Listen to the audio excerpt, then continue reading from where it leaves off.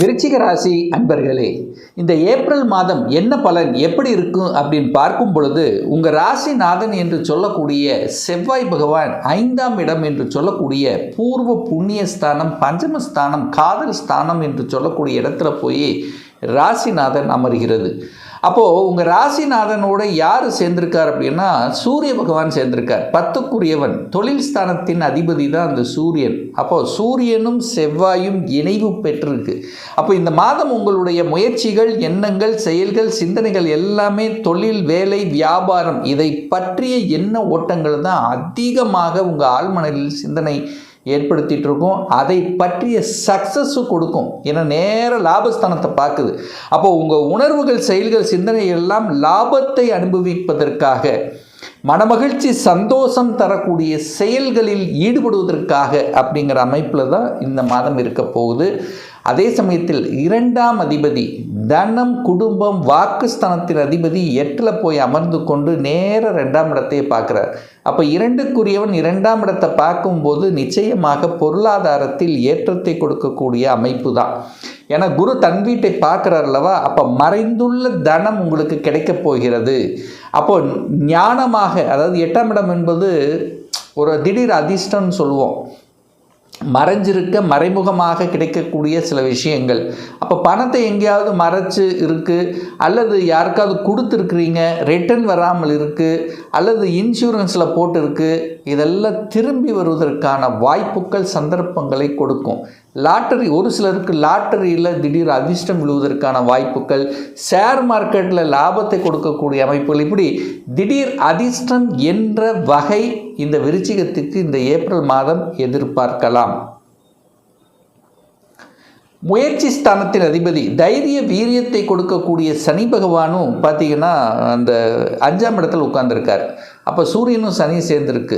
ஒரு வகையில் அந்த 2 கிரகங்கள் எதிரெதிர் தன்மை, அதாவது ஒரு சூரியனுக்கு சனிக்கு ஆகாதுன்னு சொல்லுவாங்க. என்ன இருந்தாலும் 5லிருந்து 11ஆம் இடத்தை பார்க்குறார். அப்போ முயற்சியால் லாபத்தை கொடுக்கக்கூடிய அமைப்பு, ட்ராவல் செய்யக்கூடிய வாய்ப்புகள், சந்தர்ப்பங்கள், குழந்தைகளுக்காக சில நல்ல விஷயங்கள் செய்யக்கூடிய அமைப்புகள், சந்தர்ப்பங்கள். ஏன்னா குழந்தை உங்கள் பேச்சை சில சமயங்கள் கேட்காமல் இருந்திருக்காது, அதாவது கேட்காது, ஒரு கொஞ்சம் கோபம் வரும், ஆக்ரோஷம் வரும், என்னடா இப்படி அப்படிங்கிற மாதிரி சில தன்மைகள் இருந்து கொண்டிருந்த விஷயங்கள் இப்போ அப்படியே மாறப்போகுது அப்படின்னு எடுத்துக்கலாம். அதே சமயத்தில் பூர்வீகம் சார்ந்த விஷயங்கள் கொஞ்சம் கோபம், ஆக்ரோஷத்தை வெளிப்படுத்தும். சொத்து பிரச்சனை, பாக பிரச்சனை, இந்த மாதிரி ஏதாவது ஒரு பிரச்சனைக்குள்ளே போனீங்கன்னா கொஞ்சம் சண்டையிடுவது, கோபப்படுவது, ஆக்ரோஷப்படுவது இதெல்லாம் கொஞ்சம் காமிக்கும். ஸோ அப்போது இந்த மாதம் கொஞ்சம் கவனத்தோடு செயல்படணுங்கிறத ஞாபகத்தில் வைத்து கொள்ளுங்கள் விருச்சிகம். ஏன்னா கோபந்தான், ஏன்னா செவ்வாயினுடைய கிரகத்தினுடைய ஆளுமையில் பிறந்த நீங்கள் திடீர்னு கோபப்படக்கூடிய தன்மை. அப்போ அங்கே 3 கிரகங்கள் இணைஞ்சிருக்கு. இங்கே பூர்வீகத்தில் சனி, சூரியன், செவ்வாய், இந்த 3 பாவ கிரகங்கள் இணைவு பெற்றிருக்கும் போது கொஞ்சம் அந்த ஒரு கோபத்தன்மையை கொடுக்கும், நிதானம் இல்லாத தன்மை கொடுக்கும். அங்கே மட்டும் கொஞ்சம் நிதானம், பொறுமை அப்படிங்கிறது ரொம்ப ரொம்ப முக்கியம் இந்த விருச்சிகத்துக்கு அப்படிங்கிறத மைண்டில் வச்சுக்கோங்க.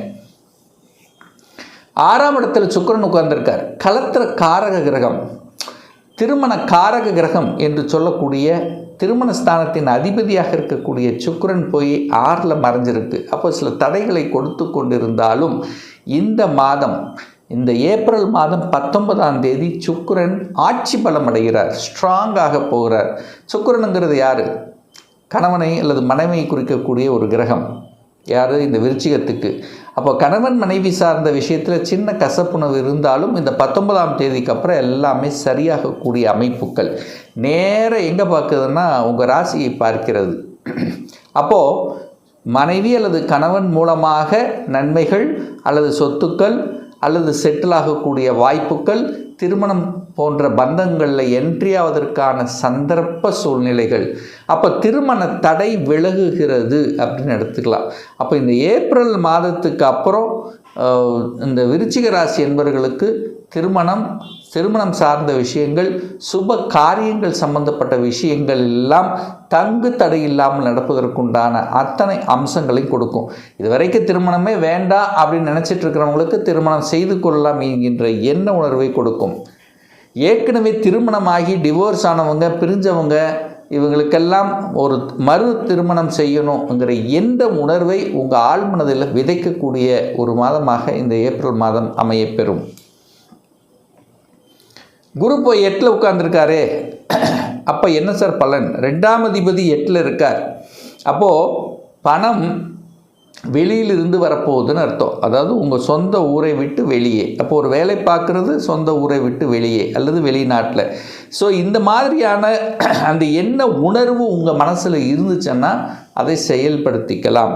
வெளியூர், வெளிநாடு, அந்நிய தேசம் சார்ந்த விஷயங்கள் நல்ல பலனை கொடுக்கக்கூடிய ஒரு மாதம். இந்த புதன் பார்த்தீங்கன்னா இதுவரை ராகுவோடு சேர்ந்திருக்கார். அந்த ராகுவோடு சேர்ந்திருக்கும் போது சில சமயங்களில் டாக்குமெண்ட்டு, எழுத்து சார்ந்த விஷயங்கள், தகவல் தொடர்பு துறையினால கூட சில பிரச்சனைகள் வந்துட்டுருக்கும் இல்லவா?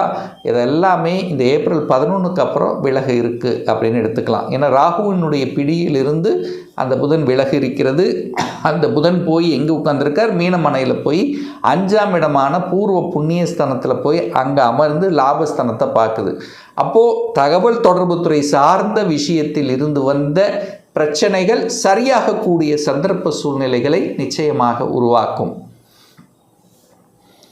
10ஆம் அதிபதி 5ல் இருக்கார் சார், என்ன பலன்? அரசாங்க வேலை, அரசு சார்ந்த விஷயத்தில் நன்மைகள் நடக்கக்கூடிய ஒரு மாதம்.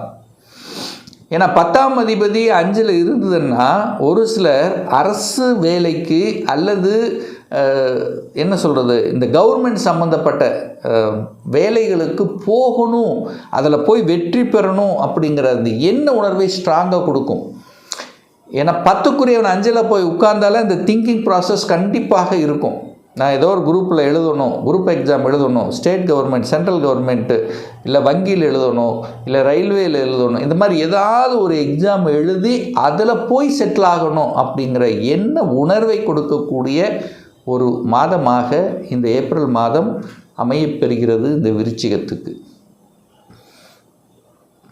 சார், குரு தனக்காரகன் 12ஆம் இடத்தை பார்க்குறார்.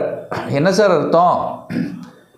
அப்போது வெளிநாட்டின் மூலமாக பணம் வருங்கிறது ஒன்று எடுத்துக்கலாம். அடுத்தது முதலீடுகள் செய்யணும் அப்படிங்கிற எண்ண உணர்வை தூண்டும். ஏன்னா 12ஆம் இடம் என்பது முதலீடுகளை குறிக்கக்கூடிய இடம். அப்போது முதலீடு எங்கேயாவது செய்யணும் அப்படிங்கிற எண்ணத்தை கொடுக்கும். ஒன்று தொழிலில் கொடுக்கும், இல்லை இன்னொரு சொந்தமாக ஒரு தொழிலை ஆரம்பிக்கணுங்கிற எண்ண உணர்வுகளை கொடுக்கக்கூடிய அமைப்பு. ஏன்னா 10க்குரியவன் 10ஆம் இடமின் தொழில்னா 12ங்கிறது தனக்கு வளர்ச்சியை கொடுக்கும். அப்போ ஏற்கனவே தொழில் இருக்கிறவங்க இன்னொரு தொழிலை ஆரம்பிக்கணும், அங்கே முதலீடு பண்ணணுங்கிற எண்ணத்தை கொடுக்கும். இல்லைன்னா தன்னுடைய ஃப்யூச்சருக்காக ஒரு பணத்தை முதலீடு செய்யணும், ஒரு சேமிப்பு பண்ணணும் அப்படிங்கிற எண்ணத்தை கொடுக்கும். ஆனால் உங்கள் ரகசியங்கள் என்ன இருந்தாலும் அதை பேணி காக்கணுங்கிறத ஆழமாக மனதில் பதிவு வைத்து கொள்ளுங்கள். உங்கள் ரகசிய விஷயங்களை மற்றவர்களுக்கு ஷேர் செய்யக்கூடாது அப்படிங்கிறத மைண்டில் வச்சுக்குங்க. இந்த மாதம் ஏப்ரல் மாதம் விருச்சிக ராசி அன்பர்கள். அதே சமயத்தில் பார்த்தீங்கன்னா, சார் கடன் இதெல்லாம் எப்படி சார் இருக்கும்? கடன் வாங்கலாமா?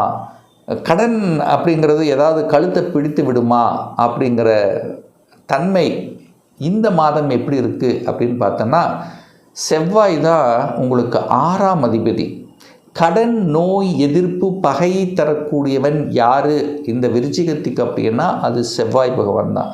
அந்த செவ்வாய் பகவான் இந்த மாதம் அந்த 6ஆம் இடத்துக்கு 12ல் போய் மறைஞ்சிருக்கார். அதாவது 5ஆம் இடத்துல உட்கார்ந்துருக்கார். அப்போ கண்டிப்பாக கடனால் கழுத்து பிடிக்கக்கூடிய அமைப்புங்கிறது நிச்சயமாக இல்லை. கடனை கட்டிவிடலாம் என்கின்ற தன்னம்பிக்கை உணர்வை கொடுக்கக்கூடிய ஒரு மாதமாகத்தான் நிச்சயமாக உங்களுக்கு இருக்க போகுது அப்படிங்கிறத சொல்லலாம்.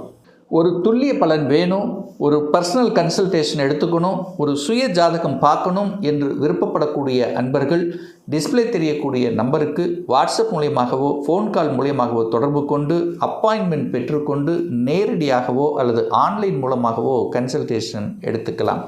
நம்மளுடைய அலுவலகம் கோயம்புத்தூரில் அமைந்துள்ளது. அதாவது கோயம்புத்தூரிலிருந்து மேட்டுப்பாளையம் செல்லும் வழியில் வெள்ளக்கிணர் பிரிவுக்கு அருகில், அதாவது அன்னபூர்ணா ஹோட்டலுக்கு பக்கத்தில் அமைந்துள்ளது. பிரியர் அப்பாயின்மெண்ட் வாங்கிட்டு நேரடியாக கன்சல்டேஷன் எடுத்துக்கலாம்.